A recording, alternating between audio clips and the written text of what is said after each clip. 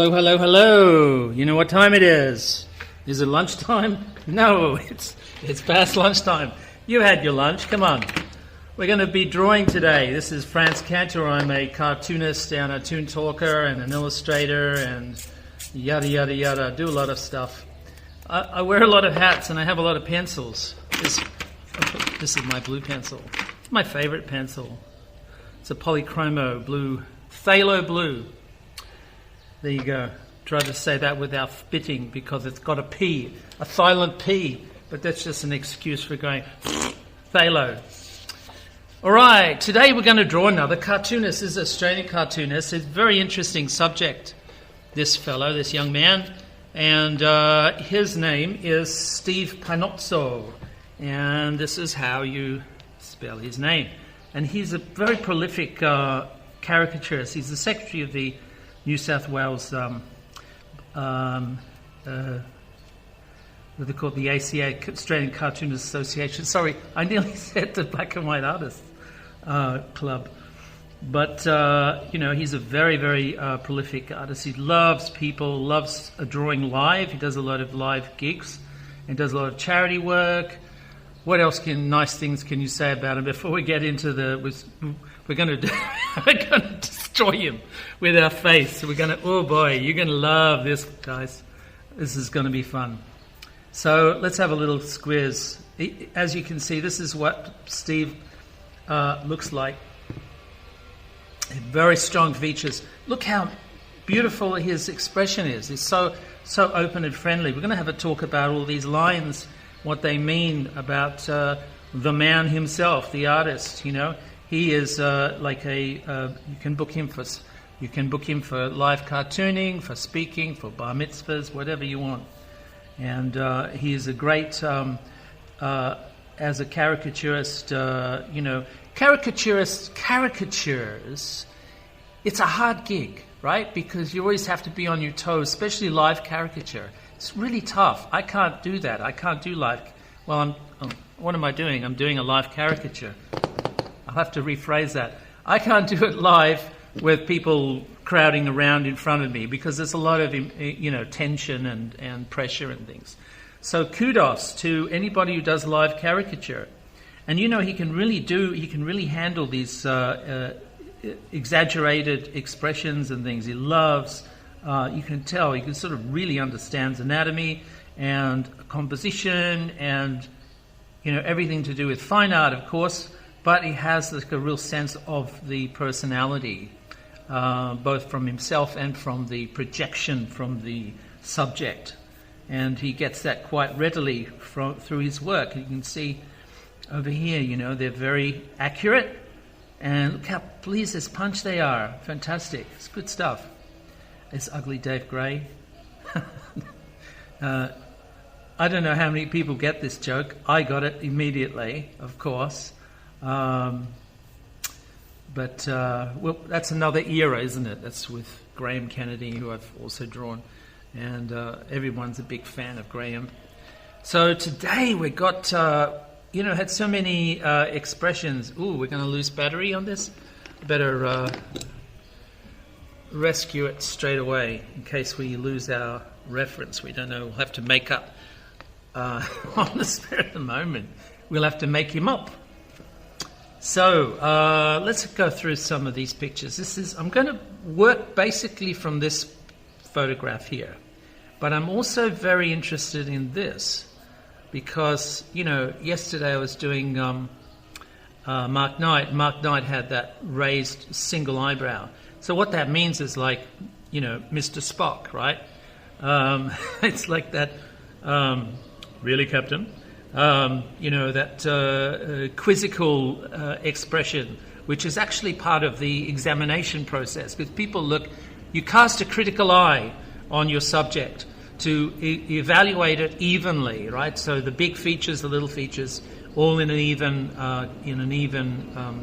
amount of attention. So it's not an area where you want to be really mean-spirited about.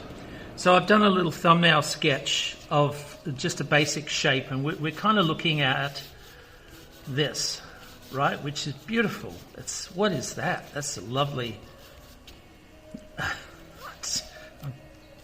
Forgive me. I just taught before, and I've just got a lot of pent up aggression. I don't know what this is. It's sort of like, what would you describe that as? Let's try to make it. It's like a pear with a bump, with a pear with a cheek. You know, that's coming out like this, and then he has this beautiful big nose, and his moniker is Nose, so Panozzo. So he's very proud of his appendage, his bigger appendage. He's very proud of his appendage, and let's put that in there.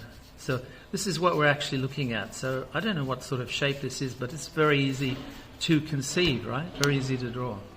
What sort of lighting are we going to look at? We're going to look at, this is a publicity picture. You can hire him for a commercial. So, you know, that would be good. So it's evenly lit. That's the reason why I'm mentioning it, not that you can hire him for a commercial. But it's a photograph that's very evenly lit, right? But basically you've got the main light, which is coming down from the left, and you've got a shaded area appearing on the right. Excuse the noise, there's people walking around. I'm in downtown Docklands in the Australian Cartoon Museum, and there's a lot of activity outside.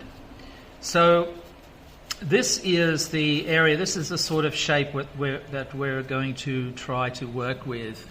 And I did this because I love things that are unsymmetrical. I hate symmetry. Very difficult to push things when they're symmetrical, because you've got to be really, really careful of losing the mirror image. You know, the sort of the evenness left and right, or top and bottom. So symmetry I don't like. So I kind of favour three-quarter views, because three-quarter views give you a more of a three-dimensional approach. We're going to be looking at concentrating our efforts into the eyes, nose and mouth area, which I call the mask zone, because it kind of looks like a Mexican mask. It's also, you can call it a T-zone, but that's more like a makeup term, you know. The T-zone, where all of the natural oils are accumulated. So we're not doing a skincare ad, we're going to be doing a caricature. So let's use something fun like the mask zone, right? So, but Mexican mask zone, not just the eyes, the Mexican mask. So it's going to be eyes, nose, and mouth. That's our attention. That's where we're going to focus a lot of our efforts in in capturing or keeping, hopefully, the likeness. So there's a lot of things with Steve's face immediately. There's a lot of muscles, so tight muscles, very, very tight. Where's that from? Tight. He's very tight. He's very tight. So we're going to look at just pushing some of these lines within relevance. So keep them within the zone. The T-zone, you focus on the eyes, the nose, and the mouth of the caricature of the face. That's where your likeness is going to come from. So the relationships between the forms, not necessarily the proportions or the relative, exact proportions. It's about relevance, which means that lines that start somewhere and lead somewhere else, they refer to one another in a dialogue. Okay, is that confusing? We'll talk more as we get into it. So I've already started pushing things a little bit here. I accidentally created more dome, more head space than the thumbnail, which is actually going to work for us really well, because it's giving a lot of power and symmetry giving us a lot of power and rhythm through the face. Rhythm's really important for drawing, because it refers to the life force, and it has like a musical base. It exists. Rhythm is a very powerful expression in life drawing, as I said, in drawing in general, and also in animation. So it comes from understanding the flow of lines. Okay, so you'll also hear rhythm used to describe fashion. So people that are into fabrics and things like that often describe the rhythm of the folds of the dress or something like that. So it's all to do with lines that continue, that flow without breaking and being, staccato and short and sharp. Long flowing lines. So lines in the face that are long flowing is a rhythm, okay? And that could be implicit or explicit. It could be described like a contour, right? See, it's broken by the nose, but you draw through the nose in order to get the continuity from this side to this. You need to know where it goes. So you need to draw in these little guidelines, and then you can rub them out. But I kind of like seeing lines. The more transparent an artwork is, a drawing is, the more exciting it is, because then you can sort of deconstruct it in a way. I love that.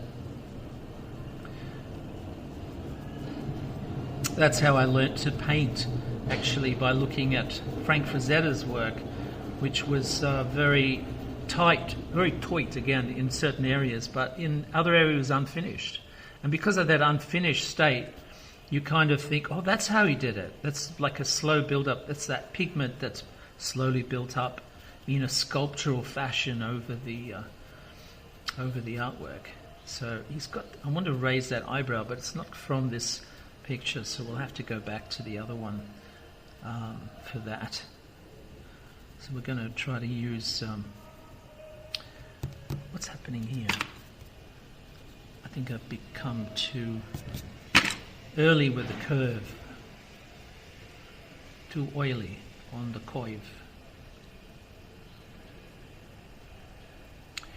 So deep brown eyes here, which means that there's a chance for really sharp points of reflection.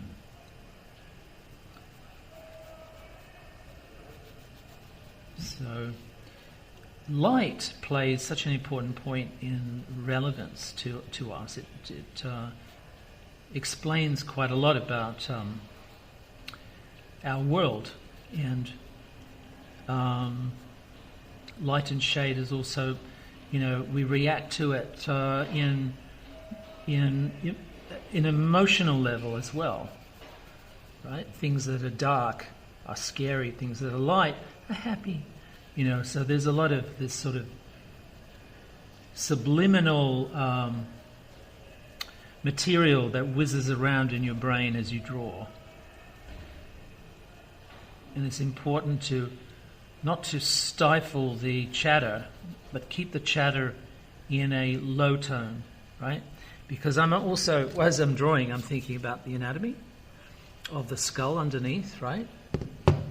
And that typically shows out in areas like the bridge of the nose here, and the cheekbones, and of course the skull.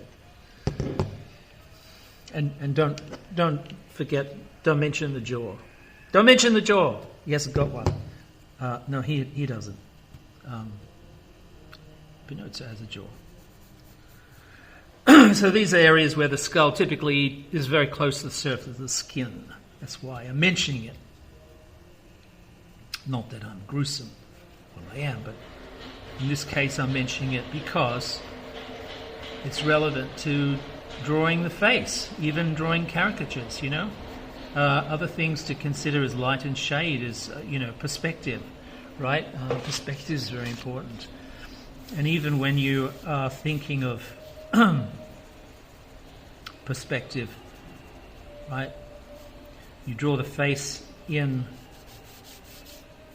a way that, these lines obviously converge to a horizon, to where the vanishing point. So even when you're just thinking about it without all of these lines, right, you're immediately applying perspective to the object. So just thinking about it is very important. It's got quite a strong bone here. This area here is either a muscle there or a very pronounced bone, so we mustn't forget that.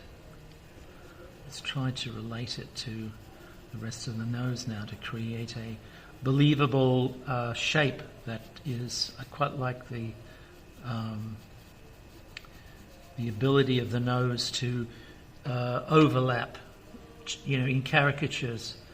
Obviously it's not in the real life, but in caricatures it's overlapping, so it's a dynamic proposition. It's a dynamic composition of overlapping shapes in opposition to each other. So there's a shape going that way, a shape going that way. So, the head, if you were going to use angles, the head's tilted pretty much a little bit off. It's not quite straight, but it's a little bit that way, and then the body is that way. So it's an opposition, which gives a nice dynamic counterbalance. That's what I need. I'm good today. I'm saying all the right words. I'm not tripping. Sometimes I trip over my tongue, and that's not good. But if you wanted someone who's an expert speaker, after dinner speaker, keynote addresser, all of this sort of stuff, he would do that, and you get a caricature. So that's bonus. It's good to be a people person, I think. I'm not always known to be a people person. I love people, but I love me more. I just think, take them or leave them, But it's good to be a people person because it's good for business, obviously. There's more chance of getting gigs and things like that, which is handy for paying bills and living as an artist, especially in these times where you've got people spending more time at home alone. In lockdown, it's like we're being punished we're naughty children sent to our beds early without our supper. That's what it feels like. And I didn't do nothing. So what? I can get this. This is feeling good at the moment. It's good. Now he's got these sort of porcupine spears that are coming up out of the head area here in this photograph. But I don't know whether his hair is like that anymore. It's probably longer. But I'm going to favour this one because I think it has a good contour and it's interesting to draw because it's got these little furry strokes that I can play with. How far does that goes quite down, doesn't it? That'll do. Let's get this shape happening here. That's good. And we'll put a few wayward hairs. The wayward hair. That's a comedy. That's a Western song. The wayward hair. It's like Bugs Bunny. The wayward hair. So you can tell where my childhood was spent, don't you?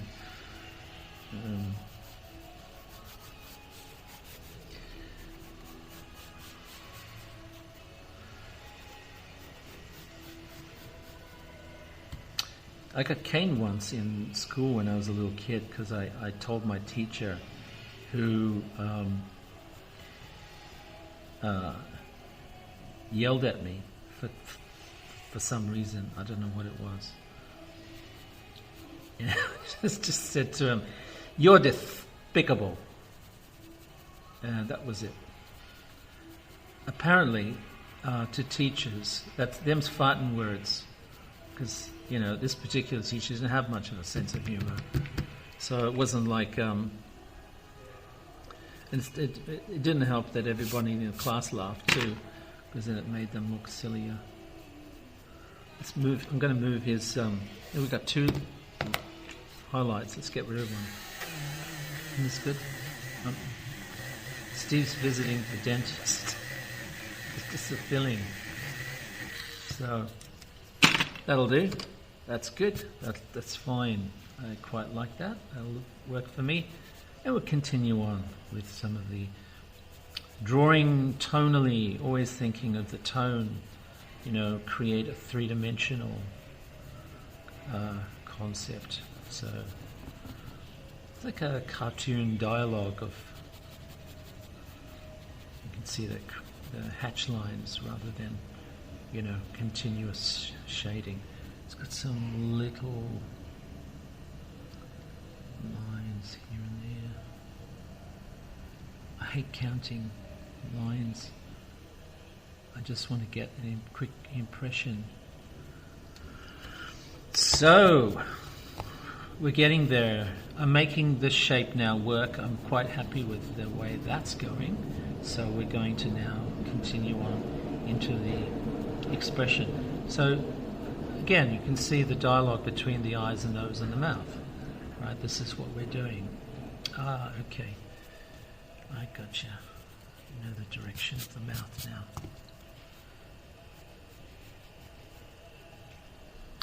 Come back here, you. That'll do.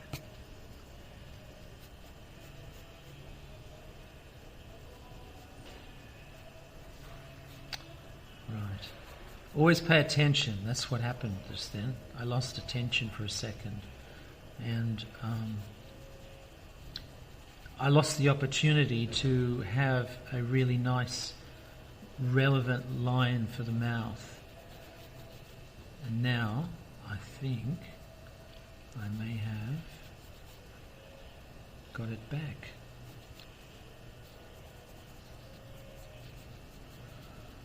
So, love this short little strokes for hair.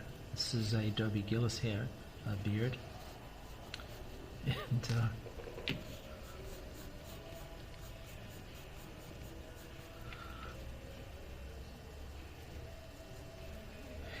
he's probably thinking of something more svelte, like a Van Dyke or a Dutch master or something.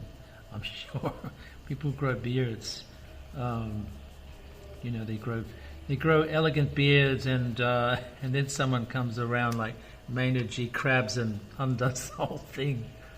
We're going to. Before we get onto the shirt, we'll just refer back to the original photograph here, because this one here, because we're looking at the eyebrow. There's a little bit of a dip in there as well, which we might as well try to capture. And we've got some muscles which are creating a furrow. There's also less of a counter line in the center too, in this picture. So I think we'll just try to knock that back. I tend not to work so much from two photographs when I draw, because it's time consuming, and you may inadvertently work from different perspectives, so different angles may affect the face or your likeness. It may affect it somehow.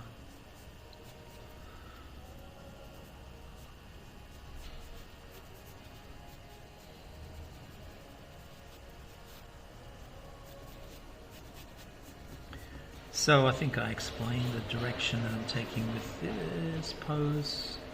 I am trying to create an opposition of the angles. So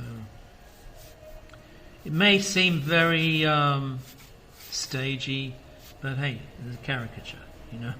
There are no rules. It's just pick up pencil, have fun.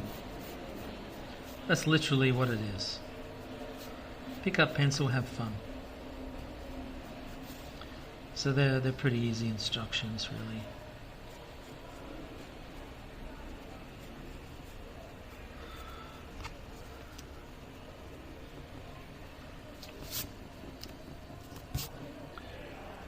Okay, well, I'm getting there. Let's see what else we can do here. We've got a white pencil, brown pencil, which we've been using, the terracotta Prismacolor, which is a soft pencil, and we need a bit bigger than that, so we'll try and get a full, a little bit more. That's a little bit better. Use a sharpener. I run through, surprisingly, I run through a lot of sharpeners. I don't know, is that surprising? Maybe. And I've opted all my life never to use. Maybe I should never to use the electric sharpeners because they tend to over sharpen, maybe, or break the leads. Not having much luck with this either. I'll try this. The Prismacolors are very soft. They're a soft wax based pencil. They tend to break if you're not careful, and I'm not careful. Why am I breaking these? This is great. You're just watching me sharpen pencils. We're not having much luck with this one, so I might have to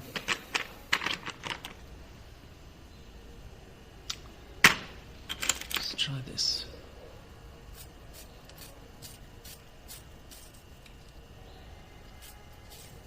This is really touchy, it was that long at first, like 5 minutes ago. All right, let's press on with all possible dispatch. Here we go. We're getting into some of the details here. So before we do that, why don't we... No, we'll do the black first. I was going to put the highlights in the eyes first, but we don't need to do that yet. We'll just continue with a black pencil to strengthen the contrasts between a lot of these forms and establish a hierarchy of light, of dark to light, light to dark, and any little sharp details that we may need to establish, which would be fun.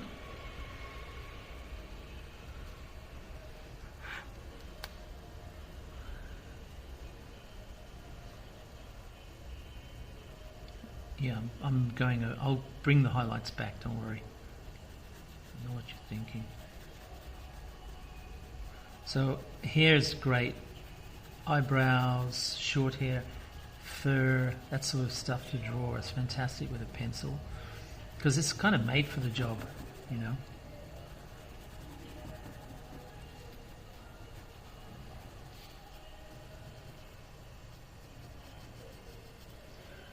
And this is good fun.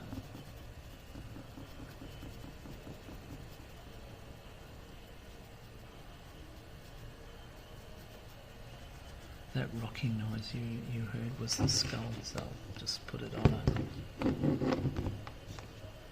No, that's not going to work. Oh, it rested on some... He's biting into some blue tack. Hopefully that will stop the rattle.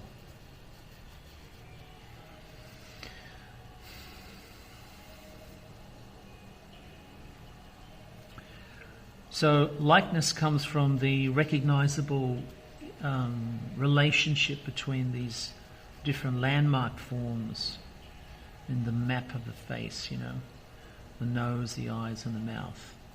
Those relationships are crucial to our understanding of recognition of who the person is. He wants some attention, these persons. Okay, so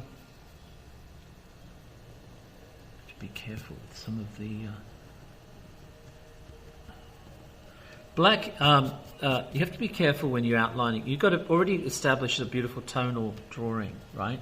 In many ways, you can just stop there, but I just want to create extra drama for myself. No, extra drama in that, the contrast between light and dark is a relevant story. It's a relevant part of the story.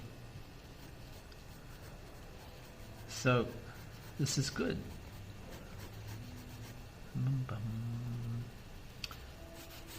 Try to clean up a little bit as I go.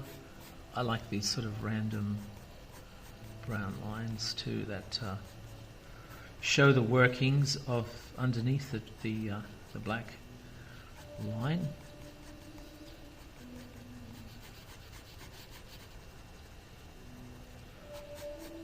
Okay.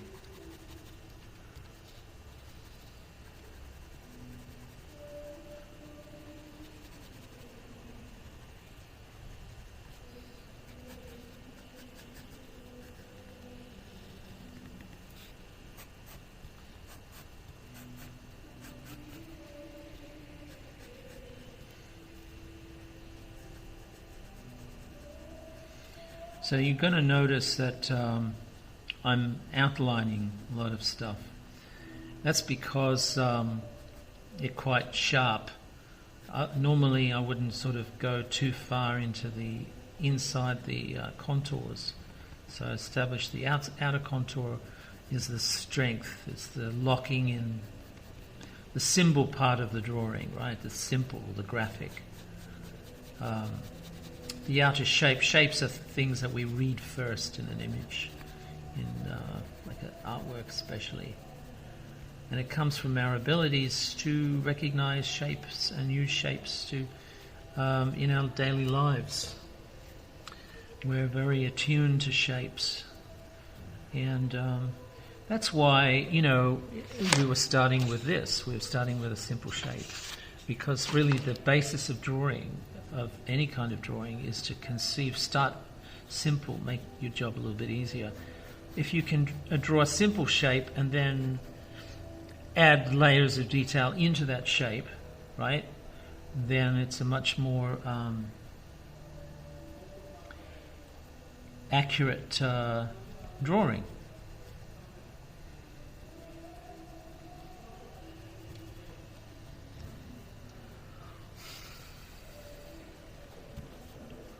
So let's go. There we go. I've got the ability to put the dimple from that side over there. It's is it level? Kinda, almost. I have to continue this. Won't be too long.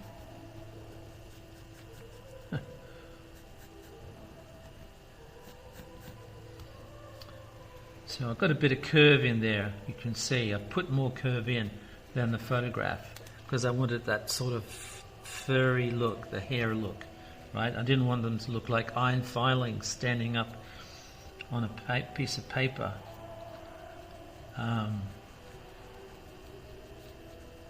Wanted them to have a bit of shape because I think that's important.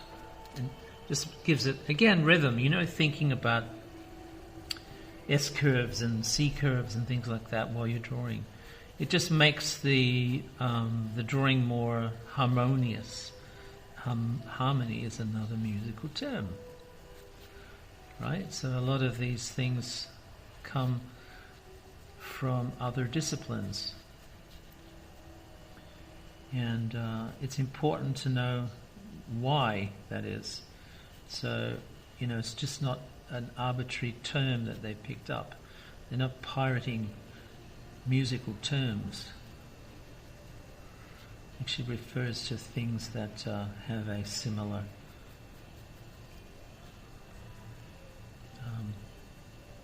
effect, similar feel.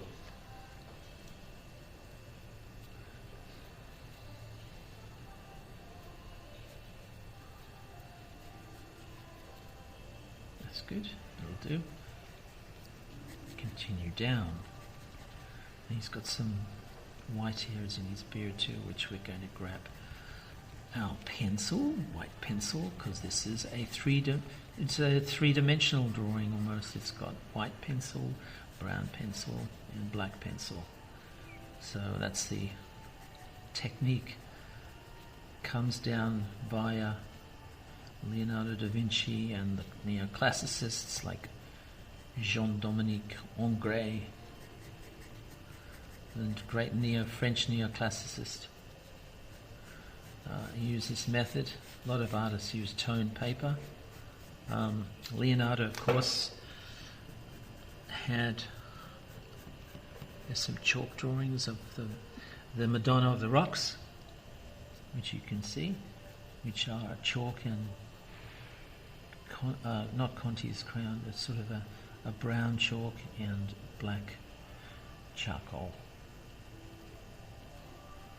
So a lot of people think his drawings were just pen, like the inventions that he did and his self-portrait and things like that, but no, he did drawings as well, tonal drawings. How do we know that he did tonal drawings? Well, you might ask that. Apparently, there's more than one Mona Lisa. It's not a proven fact, of course, because it's still contentious. But there's every likelihood there's a second Mona Lisa, and the one that they have is very close to the original Mona Lisa that he did. And how is that? Because he'd sold that Mona Lisa, and she died 30 years prior to that painting being done. So the assumption is that it's actually different. The differences and the similarities are kind of telling. So they tell the story that it was drawn from a pencil that existed of the Mona Lisa that he had done many years before. And he had changed the pencil somewhat in the client painting of the Mona Lisa, in the finished painting, but put it back in the second painting. That's the theory, that's the concept. And why would he work on that? We know that he did tonal drawings. And what's the idea of doing a tonal drawing in any case? Well, guess what? They didn't have photographs. He didn't invent them. He didn't invent the camera. And live settings were very inconvenient because a lot of times the subjects had to come from far away by carriage, horse carriage, and the states were very warlike and wasn't safe to travel.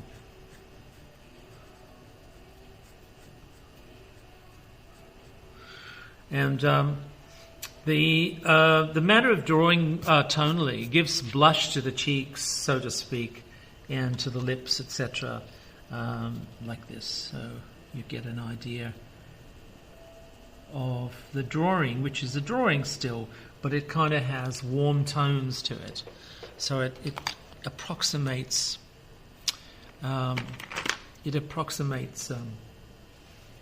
living flesh. What happened to our white pencil?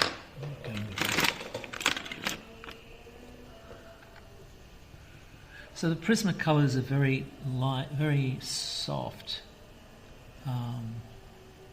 waxy pencil, and you're able to get good build-up of white on the tone paper, which creates a three-dimensional look. So let's help the eyes out a little bit. I'm going to put a rim light down the side of the face and complement it with the rim light on the cheek as well. We'll build that up. It's slipping and sliding over the brown pencil, but we'll clean that up in a sec. So I'm drawing light, literally drawing light. That's what I'm drawing. So the values in the reference material the reflectivity of the skin, etc. I am attempting to capture that difference with a white pencil. I'm going to put this little shine spot up there too, just cause. And we'll kind of build up a shiny spot around the furrows here. The furrows are very interesting. He thinks a lot, right? Analyzes a hell of a lot. And you can tell that by his expression and the raised eyebrow, for example. So it's a Mr. Spock effect. There's a Mr. Spock effect right there. And the evenness of the lines around his face, he's a very good talker. You can tell that because the muscles are very pronounced around his mouth. And there's none of that sort of trapdoor effect that a lot of people have with their mouth, with these lines that break down like a ventriloquist dummy into the bottom of the jaw. Kind of like that. I don't talk much, so that's why it's sort of the muscles the muscles form, or the wrinkles, or the furrows and things form because of their usage or non-usage. So there's a lot of stuff happening in terms of the meaning of lines in a face. The geology of this of the face, the story of the face, in a geological, almost a geological conversation. Everything has every effect has a cause. So a lot of the muscles and things coming from expressions and thoughts that freeze on the face itself. Over time, it's like a persistent traits that happen. So, for example, if you were out and lived in the bush and you're out in the desert all the time, your face would develop a squint. You would have a squint because you're squinting constantly in order to see clearer. Well, it's the same thing with other things about the face. It could be thoughts. If you're very upset, disappointed, it will show in your face, and over time it creates lines and wrinkles that form, and that's what's happening with people's faces. So what's happening with Steve's face is that there's a lot of muscles around the mouth, so there's a lot of speaking going on. He's a very confident speaker, and he's a great thinker. He's clear thought. So he has a very clear thoughts, very clear, direct, very direct state of mental activity going on in here. Very direct, because the lines are not laced. They're not sort of broken and reformed. They're quite clear, quite clear. There is a tiny bit of, double, double exposure, some echoes of other lines, but basically they're pretty clear. That's the prognosis.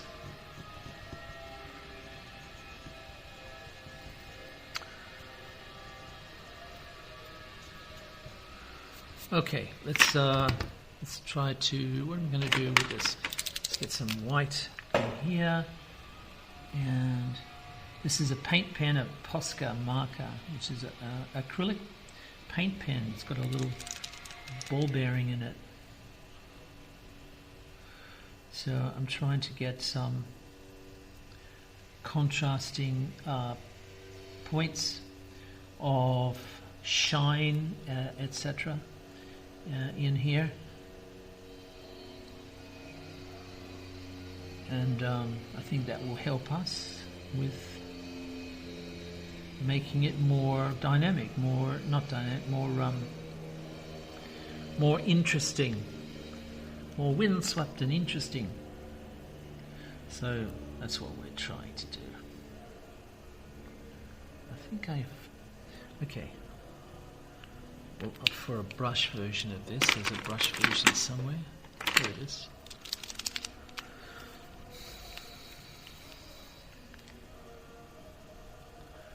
So let's try to get that line down here, which is a representative of a reflected light coming in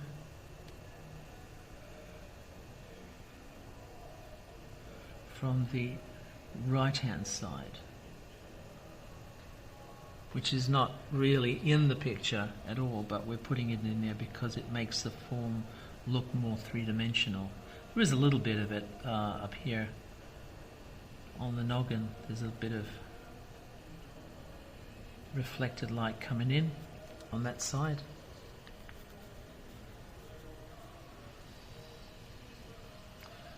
So I quite like this. It's a very interesting face, I think. All in all, I hope you guys like it. So far, so good, huh? Watch me ruin it. There's still time. How do you ruin a picture? I guess you ruin a picture. A lot of times you ruin things by overdoing, going over and changing details after they're kind of set in stone, you know, having a rethink. It's probably better off not overworking drawings, so just let them be alone.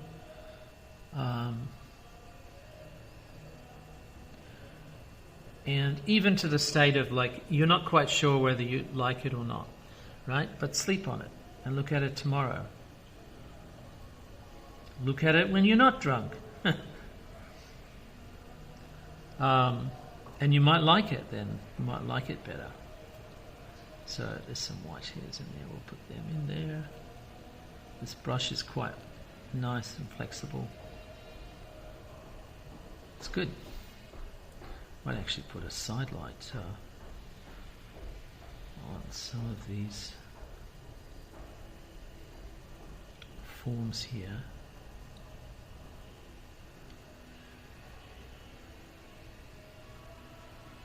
I was going to have him in a penguin suit, you know, but I thought I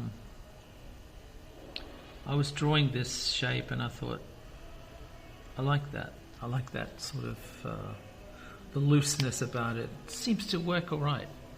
Okay, so we're going to, let's try to get in there with another brush. Let's see, what can we use? We'll use a zig brush, and this is a flexible paintbrush. It's got an ink in it that's sort of like Indian ink and has very strong black properties, and unlike Indian ink it won't clog. Indian ink clogs after a while. It's very difficult to work with. Beautiful stuff. And the other thing bad about Indian ink, I guess, is it tends to pool and go shiny when it pools. You know, it dries at an uneven, in uneven ways. So I used to hate that. You know, when you're on a deadline for the newspaper, and I used to do these black backgrounds a lot, and of course, you know, get out the paintbrush and just go to town with the Indian ink, and then you come back, you dry it off, and you come back and you see it's glossy in parts, and that's crazy. Why would it do that to you? But it's the property of the ink. It's not personal.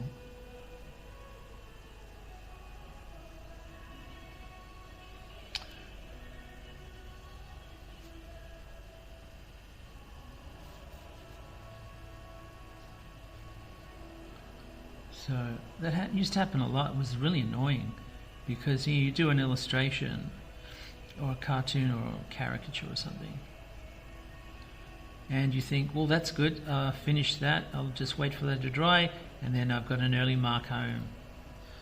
I beat the traffic.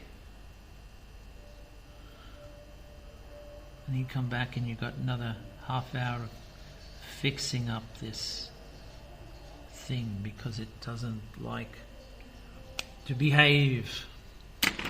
Let's hit it with a bigger white. We're going to create a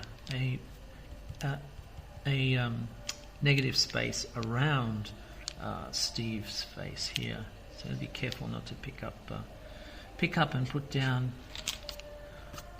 pigment. So I'm outlining this. Sometimes I use a black brush, or a Posca or something, and other times not. It just depends. I kind of like this sort of hatch line, basket weave type texture, because you can still see the grey in between the strokes, and I kind of like that. It feels right to me.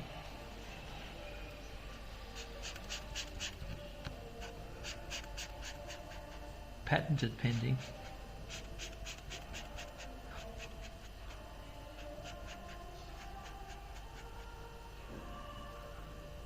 That looks like it will work.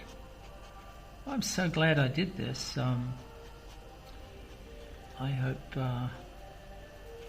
if you're watching Steve, I hope you like the results.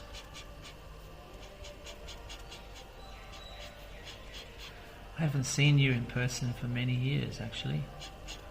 We should catch up. I've been meaning to make it up to the Stanleys or something, or just go back to Sydney forever. No, go back to Sydney for a while, for a week.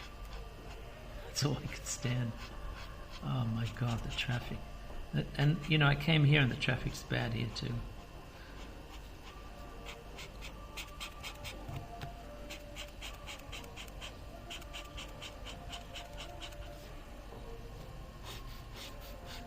So I've been here for about a few years now. I don't know how long. More than 5 years, probably.